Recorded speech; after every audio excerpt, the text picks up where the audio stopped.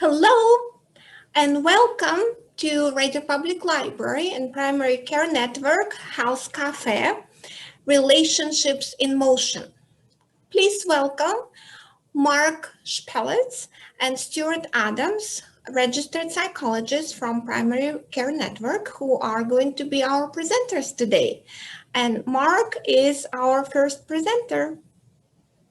Well, good afternoon, everybody who's live streaming this. On behalf of Stuart and myself, we are excited to be here today, giving you a little bit of an idea of the Red Deer Primary Care Network and one of its wonderful groups called Relationships in Motion. So our group, if I could just get you to advance the slide, Stuart. Yep.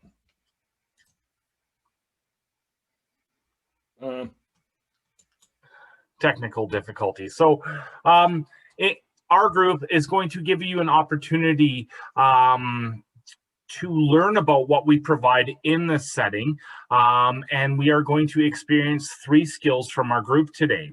Now, Relationships in Motion is a group that is geared towards those who are having some concerns in their relationships, as relationships are somewhat difficult to sustain, as 2 different people are doing 2 separate things sometimes, and we have to find a way to meet in the middle. So 3 skills today that we're going to provide. Now, in terms of who this group is best fit for, we often have couples, other family members, work colleagues, friends, or anyone in general who wants to cultivate a better relationship. Now, our course, although it does take a lot from intimate couple relationships, it does serve a purpose across the board in every relationship that we have. So next slide, Stuart. So what we ask people have, or some of the prerequisites that we ask for to attend this group, is that your medical condition is fairly stable, your mental health is fairly stable, that you're able to absorb the information and participate in our groups. Even if someone was experiencing some mild impairment, so maybe feeling a little bit depressed or a little bit anxious, you can still get something out of this group. We ask that folks have at least a grade 5 reading level, so that way they can read through the materials, as there is a lot of reading and homework associated with this group. I don't want to scare any of you off. The homework is intended to better your skill set and allow you to practice, so we can have conversations about what works for you and maybe what doesn't. We ask people to be attentive and non-disruptive. So having an awareness of others and being kind and courteous, as that is what we need more of in today's society. So even if people were interested in attending with an aide or a care person, they're more than welcome to do that. Couples can attend together. It's a common occurrence in some of our groups. So there's some of our general inclusion criteria that we ask people to review to see if they would be a good fit for that, because I mean, you are doing a lot of learning and we want you to get the best out of that. So have a look, see if any of those would be stumbling blocks. Next slide. So one of the notes that we have here is that abusive relationships will not respond well to the skills and interventions that we teach.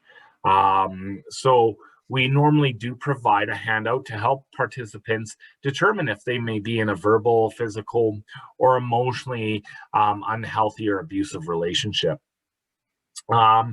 If someone was experiencing that, then we would definitely resource with that person to find them the best and most appropriate service for their needs.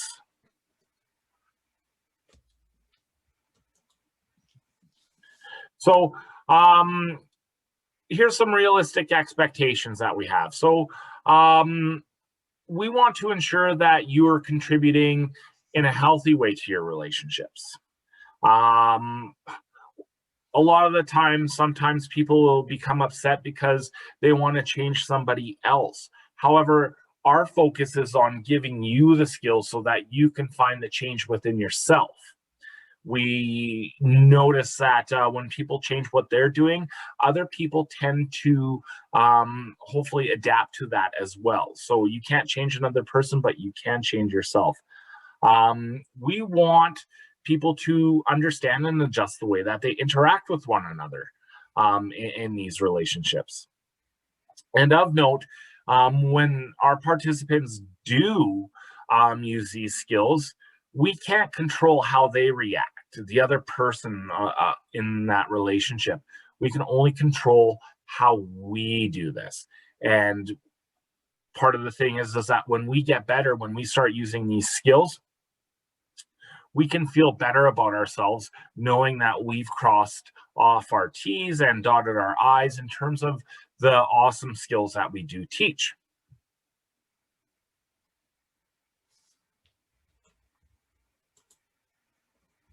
So some of the topics that we do cover in this group are soothing and calming ourselves and the other person that we're in relationships with.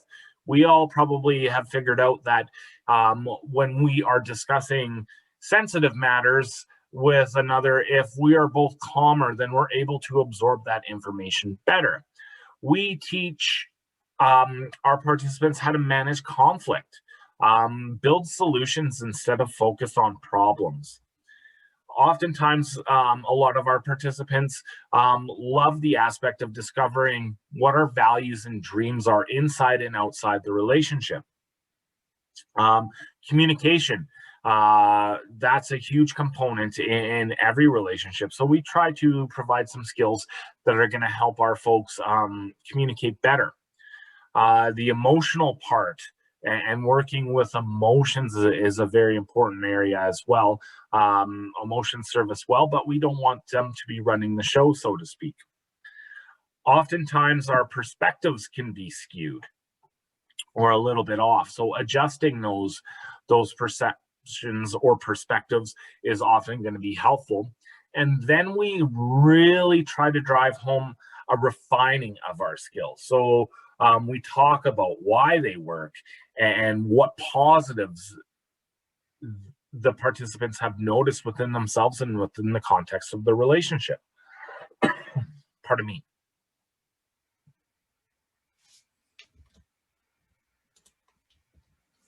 So if you were to gain some interest after today and want to participate in our groups coming up in a little while here, our groups cover 3 sections: what we're doing ourselves, what we're doing with the other person, and how we can mesh that together. We do have homework, as we noted, and it's a critical part, but it's critical because we do a check-in and check-out. So finding out what works and what we're going to work on next.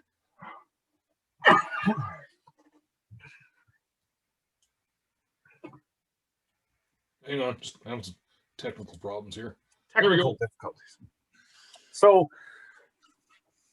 in terms of today, don't mind me, a little bit parched.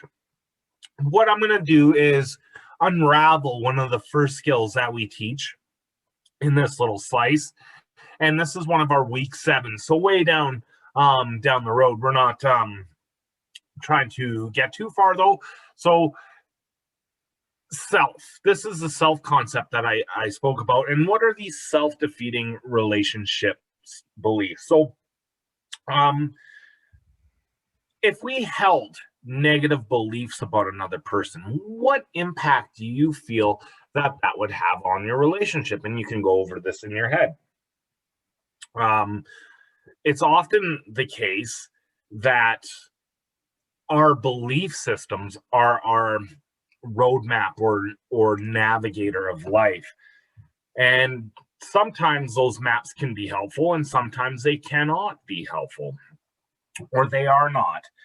However, if you're noticing that some of the beliefs that I'm going to go over are coming up in your relationships, the good news is that we can change our beliefs, and we can do that based on some pretty tried and true methods that involves facts. So what are some of the self-defeating relationship beliefs that we may succumb to? And we all do this. So if I were to say that everybody is untrustworthy and you were to navigate life in that manner, how many people would it take to change that view? And because we're on this live forum, I will answer that. But normally it would take one or two people, because not everybody would be untrustworthy then. There would be one or two people. So it wouldn't make sense to continue the belief that everyone is untrustworthy when you have some samples that are starting to prove that untrue. So when we question our beliefs and use some facts, then that's helpful. And some of the negative beliefs or perceptions that we have is a blaming belief. And one of those important aspects is that if we start blaming another person, such as saying, oh, they're so absorbed with themselves, all they do is they think about themselves and no one else.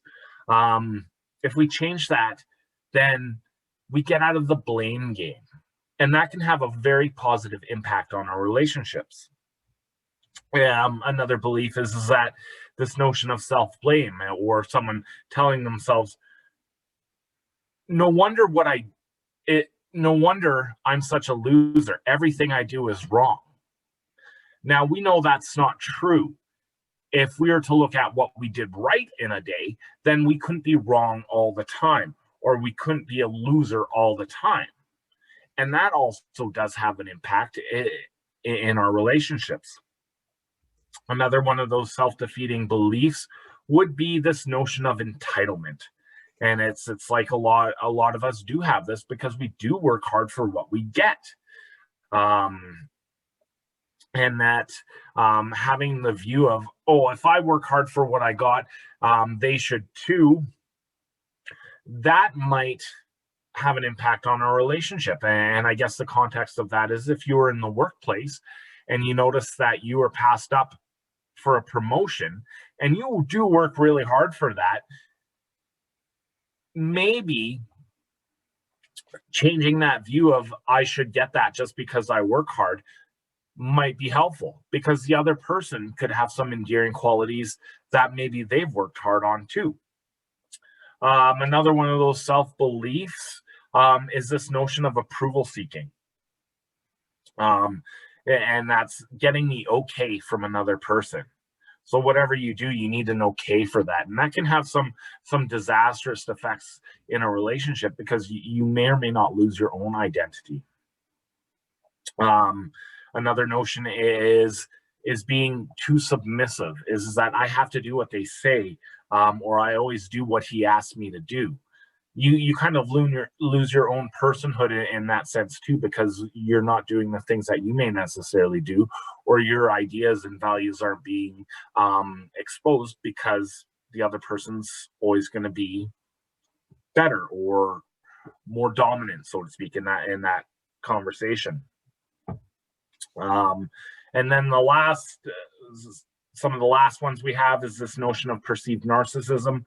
When you notice someone's being directed or directive in a relationship. So if it was the workplace, a supervisor or another colleague who doesn't have that status, kind of takes the reins and starts directing traffic, so to speak, and someone could be saying, hey, I'm good at that too, I never get asked to do any of that.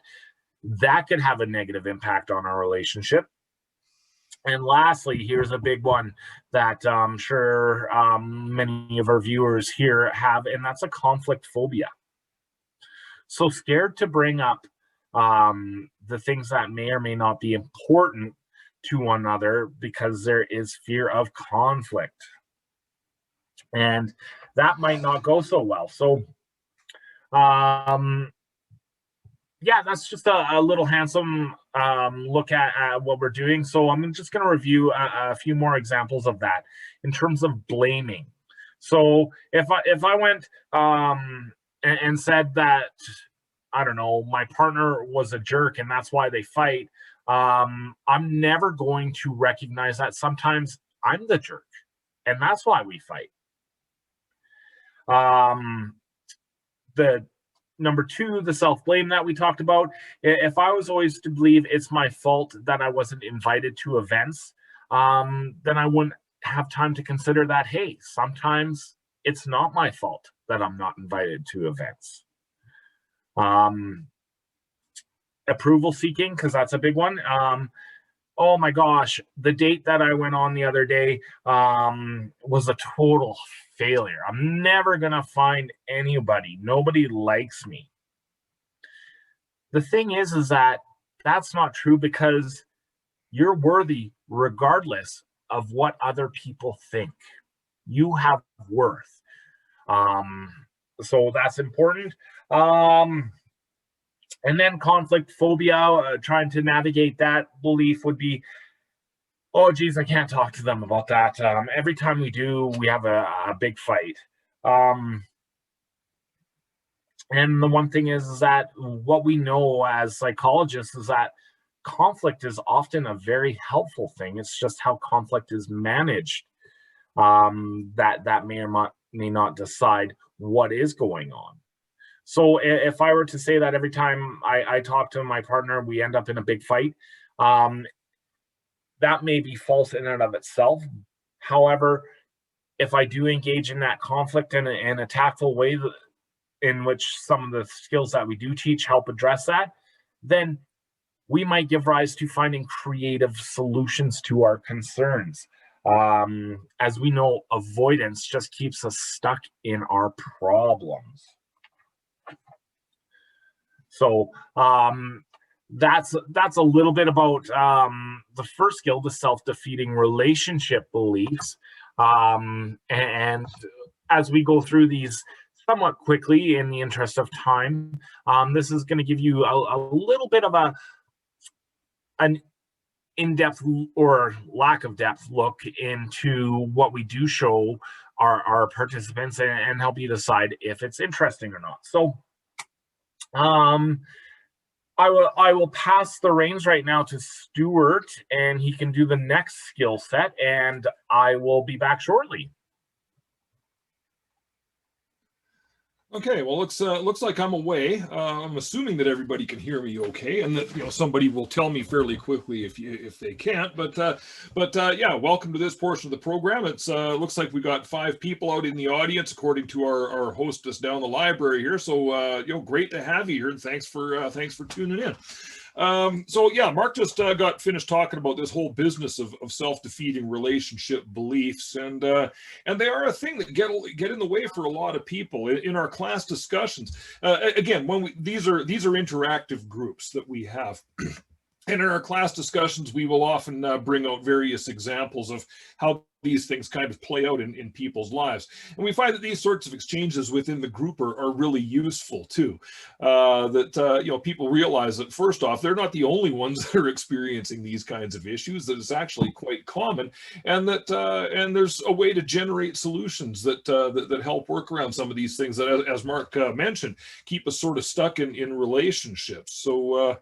So again, with these beliefs, it's worth noting that they can be a little bit resistant to change, but we work with people on helping develop that too.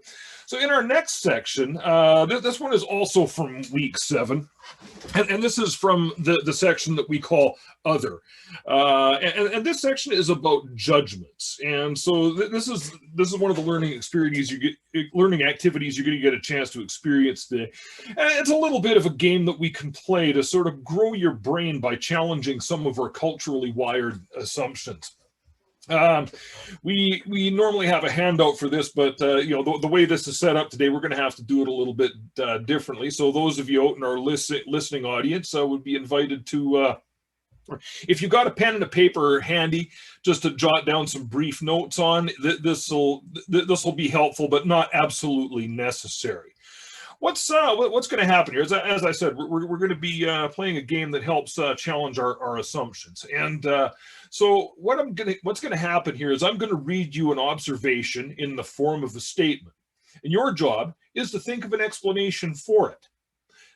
You're only going to have, though, a very short window of time before I move on to the next one. I'm going to give you about 5 seconds to think of and write down an explanation for the statement that I read to you.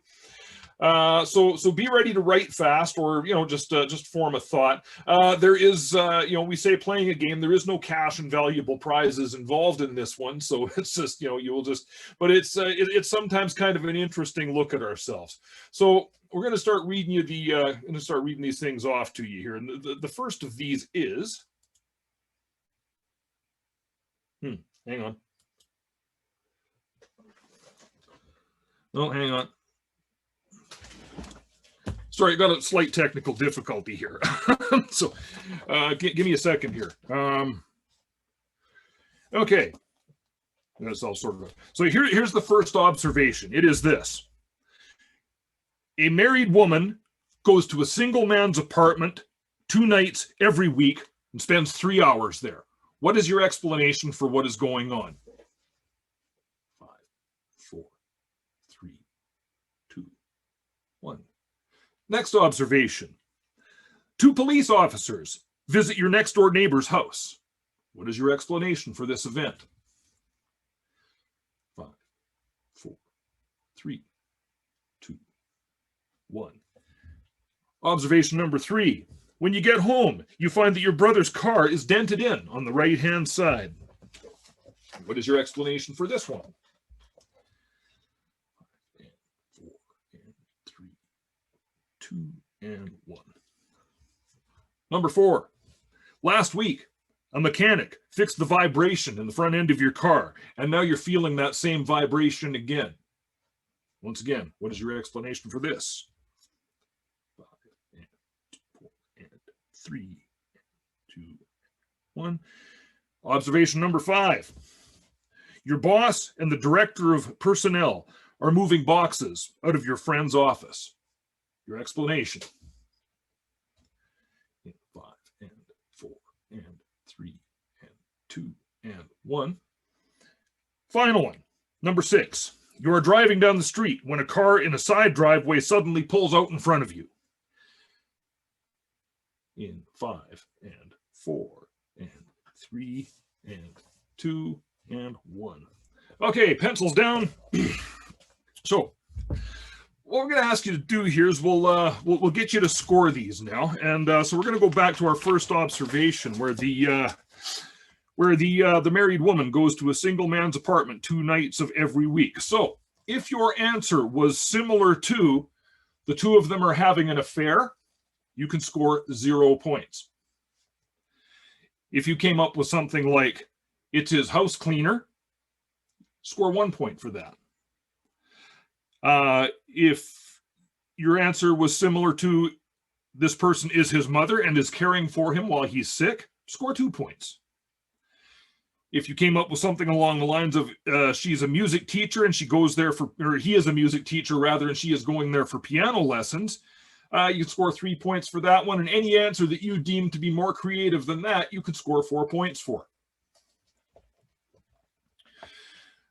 For the second observation, the 2 police officers visiting your next door neighbor's house. If your answer was similar to the police officers are questioning your neighbors about some accident or crime they have committed, score yourself 0 points. If your answer was similar to police officers are visiting the house because the neighbors are their friends, score 1 point. If you came up with the neighbors are themselves police officers, score 2 points. If you came up with the police officers are asking questions about you, score 3. And any answer that you deem more creative than that, you can score 4. Number 3, when you get home, you find your brother's car is dented on the right-hand side. If your answer was similar to your brother just had an accident, score 0 points. The car has always been that way has always been that way for several days and you just never noticed it, score 1 point. If you came up with old cars always look like that and it's the same on the other side, you can score 2 points for that. And if you came up with the car is full of rust and this was bound to happen, you can score 3 for that one. And of course, any answer that you deem more creative, you can score 4 points. I'm not keeping pace with my slides here, so let me just get caught up on this. Okay, so moving on then to number 4, where the mechanic had fixed your car. As it says on the slide here, hang on. Looks like I got to click twice to make this work here. So if your answer was similar to the mechanic did a poor job, score 0 points. If you recently drove through wet, muddy roads and mud is now caked onto your suspension system and your tires, score 1 point. If you're driving over those bumpy warning strips on the side of the road, score yourself 2 points for that. And if your answer was similar to your teenager damaged the tires while learning to parallel park, score 3 points for that. And of course, any answer that you deem more creative, score yourself a whopping 4 points. Whoops, drop my paper on the ground. So moving on to the next one.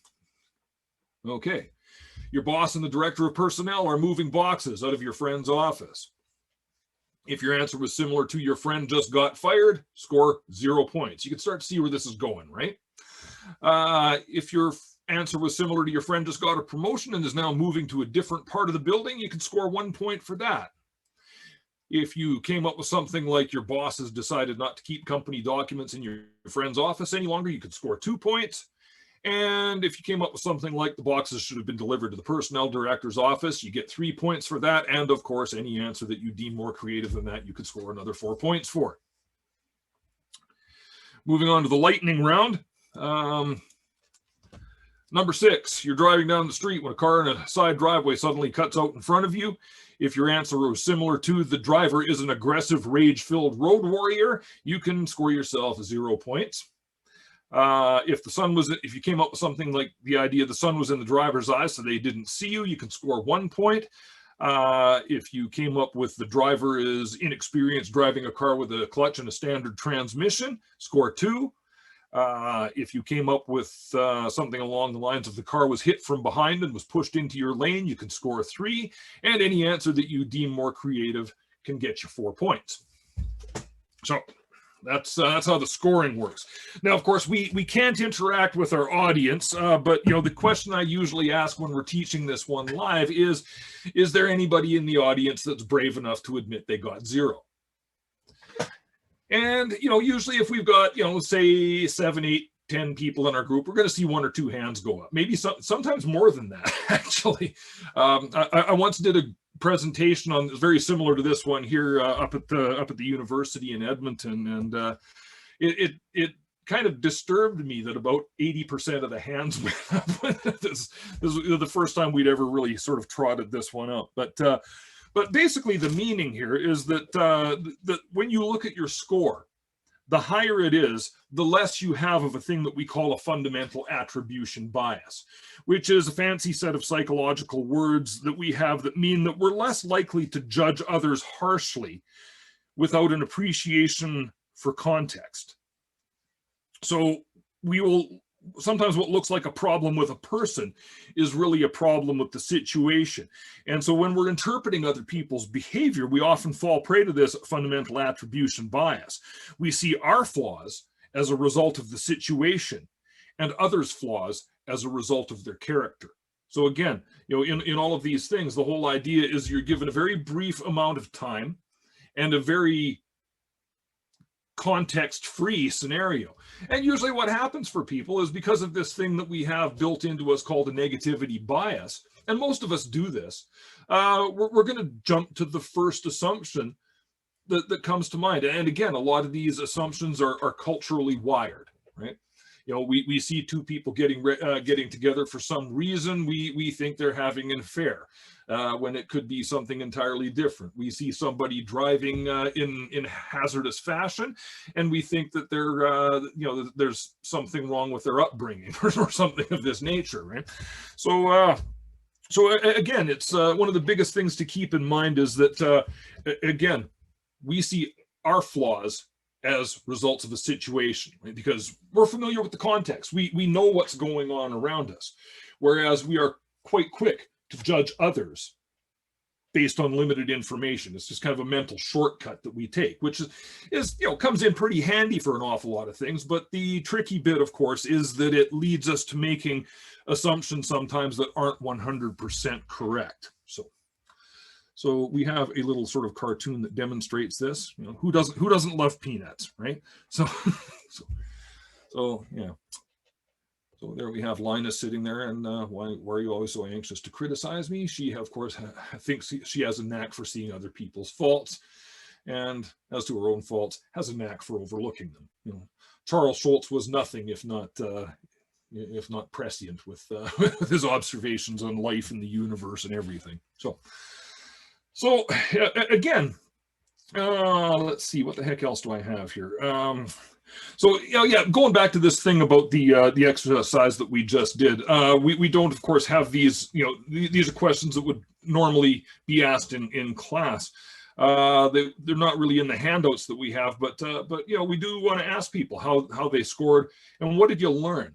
Again, the game is there just to illustrate that we sometimes need to challenge some of our common assumptions. But we do ask other questions, like what is the basis of some of the worst assumptions you made while playing this game? Or to what extent did your explanation for the observations become more creative and less stereotyped as you went through it? We do see that happening an awful lot. You know, I think about the fourth or fifth question I asked that question. You know, you can kind of see where this is going, right? And because it is that thing that you know, we start going. Now I'm starting to get a feel for what's going on here. Maybe I can step up my game a little bit when it comes to answering these questions. And again, you know, questions that we would throw out in the group often are things like, you know, what might be some strategies that you could come up with for overcoming the shortfalls of holding on to some of these assumptions, and or what types of real life situations make us especially susceptible to these kinds of thinking errors. And, you know, sometimes we'll do a little bit of a role play with people.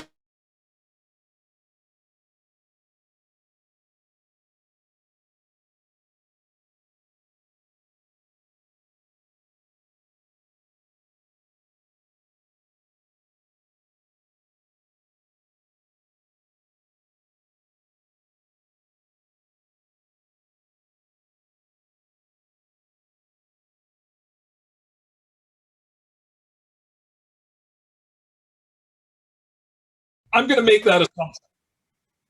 Okay, we're back online here. So that was just, you know, a method of killing some time until things got working again. So kind of seems like we're rolling here. So you know, the last section that we take a look at then is a section that we call intent versus impact, and this is always an interesting one. In that last section, we saw how, well, if you were live in class, you would be able to see how easy it is for some people to make incorrect or incomplete assumptions. So in a conflict type of situation, we might assume that the other person intentionally wants to hurt us based on the impact that the interaction has on us, right?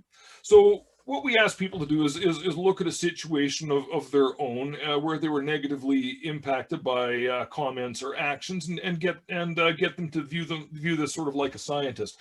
The thing that we use in our groups is a situation where that you know, you're in a park, and put yourself in this position. You're sitting there at a picnic table in a park, and there's all kinds of fun summer activities going on around you. Now you don't know me, but I come running sort of in the general direction of your table holding a Frisbee, and I wind up with this Frisbee and I fire it off and I bounce it off the end of your nose.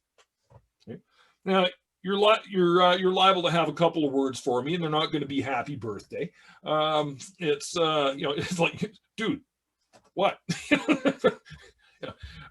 Something of that nature. And so again, my explanation for this might be something along the lines of, holy cow, I am really sorry. I did not mean to hit you in the head with a Frisbee. That's my friend over there. We were playing Frisbee and it got stuck on the end of my finger and it was a bad throw. And I'm really, really sorry about your nosebleed. So yeah, when I offer an explanation like this, I'm not being malicious, but initially my actions had a pretty significant impact on both of us. A thing like that would scare the heck out of me. It really would. But and I'd feel terrible to boot. So if you're ever at a park and I hit you in the nose with a Frisbee, I'm sorry. So anyhow, so what we ask people to do is maybe take a look at how a similar situation might have happened, where they were negatively impacted by somebody's comments or actions, and get them to view this situation a little bit more like a scientist, where they're gathering information. And in our course, we have a number of questions to guide people through that process. But some of these questions might be, what was the other person doing verbally and non-verbally? We would have discussed nonverbal communication and other forms of communication in the previous section. I think the previous week, actually, and to describe it like a story. So, looking at the actions, what did that person actually say or do? Looking at the impact that happened, what was the impact of this on me? And of course, to take a look at our assumptions. Once again, what assumptions am I making about what this other person might have intended? Is there a possibility I might be wrong? And what do I know to be true about this other person? Right? So again, we would close this section by encouraging our participants when having a discussion to share the impact that other person has on them, inquire about that other person's intentions, to listen past the accusations for the feeling. And again, this section is designed to demonstrate the overall topic of week 7, which is all about changing our perspectives on situations. As you can see, there's a number of different situations where our own perspective sometimes gets in our way and does have something of an impact on how we interact with other people. So that's kind of it for these sections. We're kind of coming up to the tail end of our program here, and one of the things that we've been asked to mention here, just in closing, is again, we have a number of programs available through the Red Deer Primary Care Network, and that for more information, you can contact us at I don't even have the website up on here because I have another thing that I've got to talk about. But our website's really easy to find. It's reddeerpcn.com.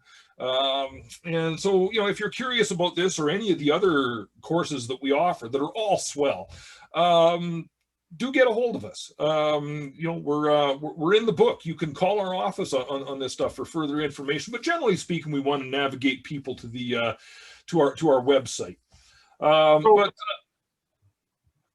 Sorry, just one more thing. Another thing that we wanted to kind of throw out to you is, again, contact your PCN. But another place, finding a family doctor is a bit of a thing for people. And there is an interesting website now called albertafindadoctor.ca.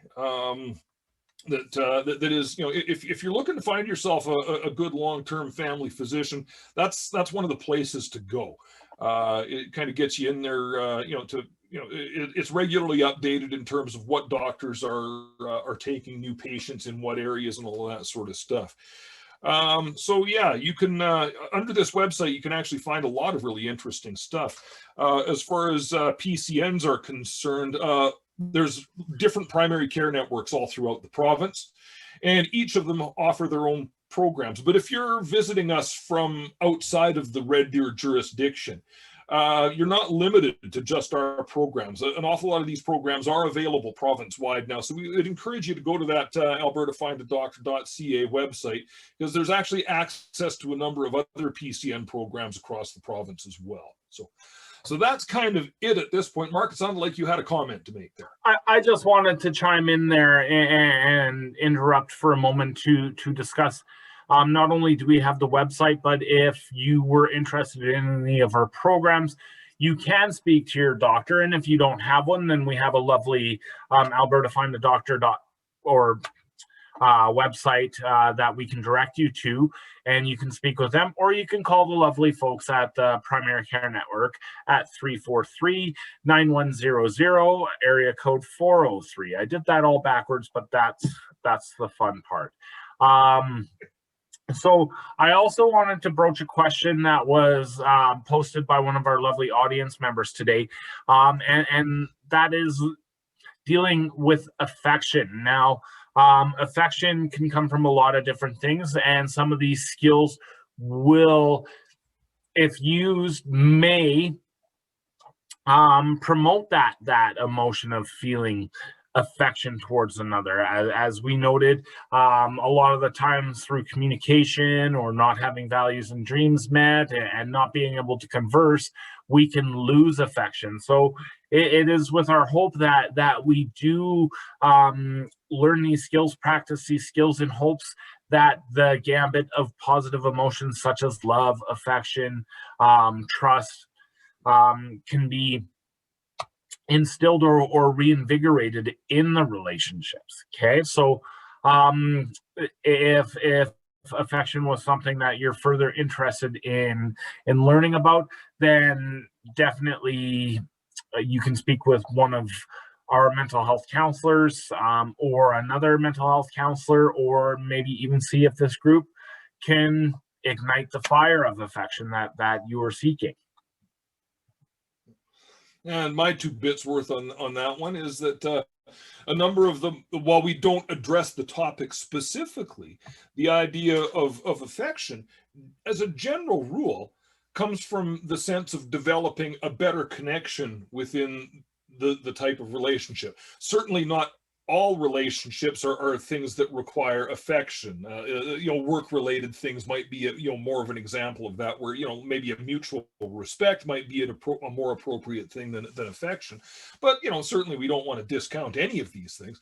But again, integrated in an awful lot of these modules are things that will indirectly make that more possible, as Mark suggested. An awful lot of the business of understanding one another's values and dreams.